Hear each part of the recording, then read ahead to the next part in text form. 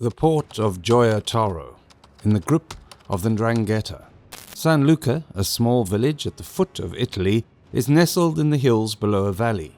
The quaint little town of about 4,000 people fails to show any of the typical Italian village charms. Its narrow streets are packed with drying laundry and unfinished buildings that give off an air of desperation. In any case, appearances aren't always what they seem.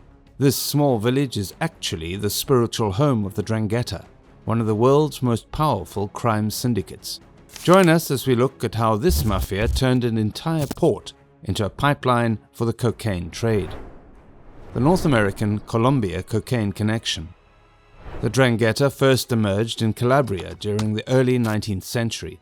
As the clans started getting more intertwined with Calabrian society, there was a lot of political and economic turmoil, which caused a lot of people to leave the area. This was the perfect opportunity for the Ndrangheta to start sowing its seeds for its future international operations. By the 1960s, the Ndrangheta clans had already established a strong criminal presence in the area. They had made a lot of money through both legal and illegal means, such as labor racketeering, extortion, and even kidnapping. Then, by the time the 1970s rolled around, the clans started putting their money to use and invested in lucrative illegal activities, especially cigarette smuggling. They did this in partnership with Sicilian mafia families in the United States, known as Cosa Nostra. The relationship they built with the Cosa Nostra during this time would play a huge role when the Ndrangheta eventually dipped their toes into the cocaine trade, as the Cosa Nostra helped them in setting up their shipments from Colombia to the US. And although the Ndrangheta clans were able to establish a more permanent presence in some countries, like the United States, Canada, and Australia, they weren't able to do the same in Latin America. Even to this day, even in places like Argentina, where there are a lot of Calabrian immigrants, the Ndrangheta is usually only limited to brokering drug trafficking deals. According to Anna Sergi, a criminal professor at the University of Essex, a man by the name of Roberto Panunzi played a big part in helping the Ndrangheta establish an international presence. He was born in Rome and eventually became an independent broker in Colombia in the late 1980s. He hooked up Pablo Escobar's Medellin cartel with the Cosa Nostra and Ndrangheta clans in Italy. He became a powerful cocaine broker and set up cocaine shipments all over Europe, but his actions eventually caught up with him, and Panunzi was arrested in Colombia and deported to Italy. While the Ndrangheta initially piggybacked off these connections to move cocaine, they were soon able to build a strong enough foothold to start dealing directly with the cocaine brokers further upstream.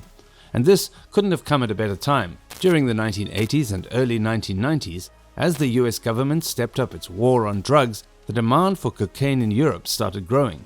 The Ndrangheta clans were in the perfect place to take advantage of this growing market. Their ties to Latin American brokers were a huge plus, but they also controlled the port of Gioia Tauro, which would prove to be an even bigger advantage just shortly after.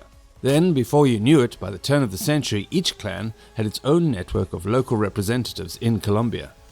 In comes Giuseppe Romeo. Giuseppe Romeo, also known as Maloferro, was an Italian drug dealer. Police sources who knew the trafficker well say that he was deeply impressed by Los Zetas, a very violent cartel that is known for beheadings, bombings, and vicious attacks on Mexican government troops.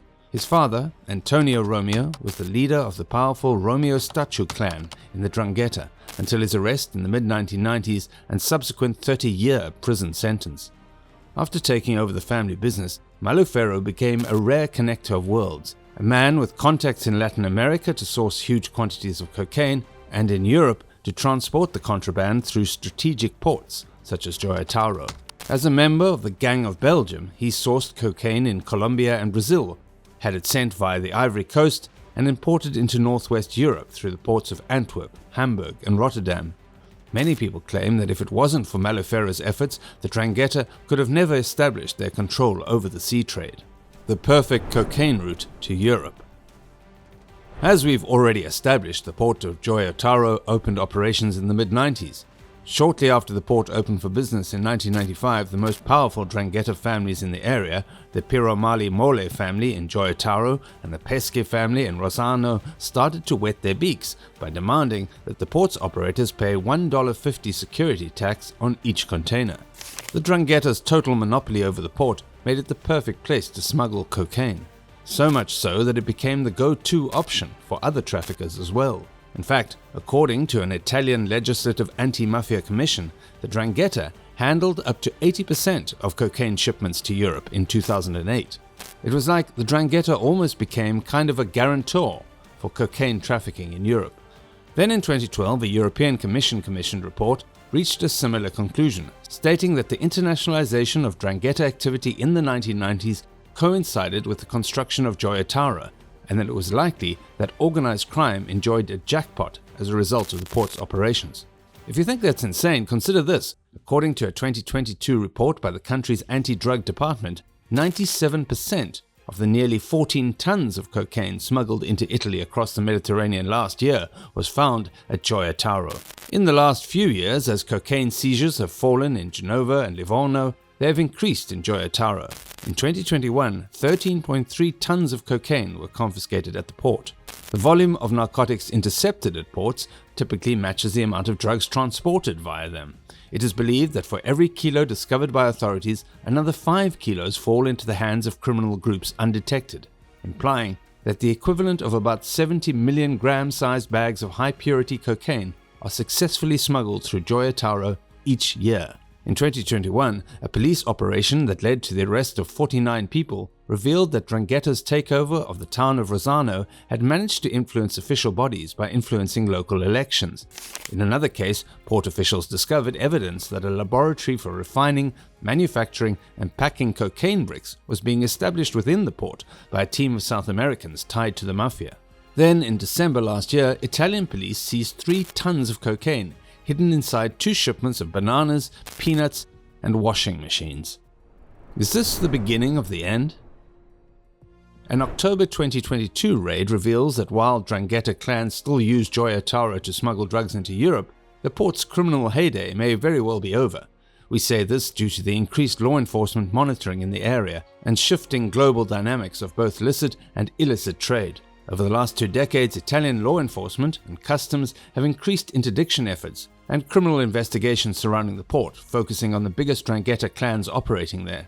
Additionally, in comparison to other European ports, Gioia Tauro has lost relevance as a commercial hub for both legal and illegal imports. You see, legal trade routes usually dictate the pathways of illegal trade for traffickers, and with less cargo traveling through Gioia Tauro, there are fewer opportunities to sneak in contraband.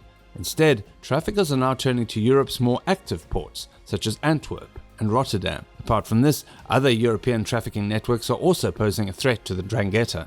Colombia has seen criminal groups split into smaller factions. This has allowed other European groups, such as Albanian networks, to get cocaine directly in South America. Now, despite all this, the 'Ndrangheta still seem to be well positioned to survive Gioia Tauro's waning prominence as a cocaine trading hub to Europe. You see, the clans also have control over other Italians, and this will allow them to keep operations going.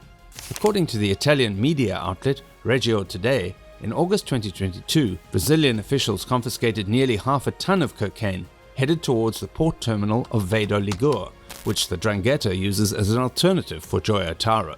So, while the era of Gioia Tauro might be over, the 'Ndrangheta definitely aren't going anywhere. That's a wrap for this video. Can you believe this organization has controlled entire ports for years on end? Let us know in the comments below.